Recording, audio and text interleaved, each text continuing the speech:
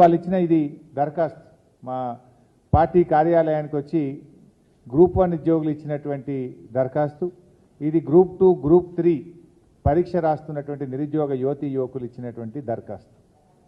ఇవాళ వాళ్ళు 2-3 విషయాలు స్పష్టంగా చెప్తా ఉన్నారు. ఒకటి, గ్రూప్ 1 ప్రిలిమ్స్లో పాస్ అయినటువంటి విద్యార్థులకు 1:50 కాకుండా 1:100 చొప్పున మెయిన్స్ ఎగ్జామ్కు అవకాశం ఇవ్వాలని, తద్వారా ఎంతోమంది ఎస్సీ ఎస్టీ బీసీ విద్యార్థులకు మేలు జరుగుతుంది. 1:100 చొప్పున మరి మెయిన్స్ పరీక్షలకు అనుమతి ఇవ్వాలని చెప్పి ఈరోజు బీఆర్ఎస్ పార్టీ ఈ రాష్ట్రంలోని గ్రూప్ 1 పరీక్ష రాసిన విద్యార్థుల పక్షాన డిమాండ్ చేస్తూ ఉంది.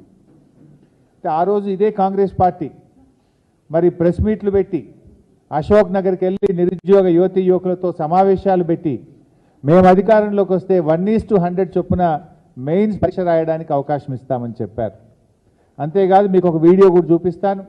అసెంబ్లీలో ఈనాడు ఉప ముఖ్యమంత్రిగా ఉన్న బట్టి విక్రమార్క గారు కూడా 1:100 చొప్పున మెయిన్స్ పరీక్షకు అనుమతి ఇవ్వాలని చెప్పి ఆయన అసెంబ్లీలో డిమాండ్ చేశారు.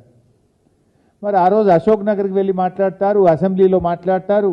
ఈరోజు అధికారంలోకి వస్తే ఎందుకు 1:100 అనుమతి ఇవ్వడం లేదు అని చెప్పి నేను అడుగుతా ఉన్నా.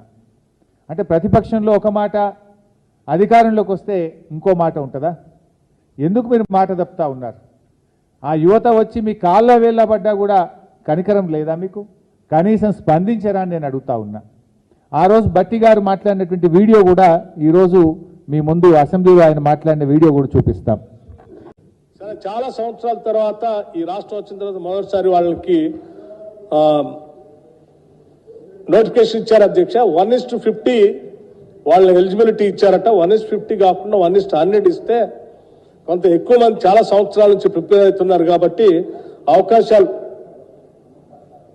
అవకాశాలు బాగుంటాయి. కాబట్టి దయచేసి 1:100 ఇవ్వాల్సిందిగా నేను మీ ద్వారా రాష్ట్ర ప్రభుత్వాన్ని ఆలోచన చేసి అవకాశం ఇవ్వాల్సిందిగా కోరుతా ఉన్నాను.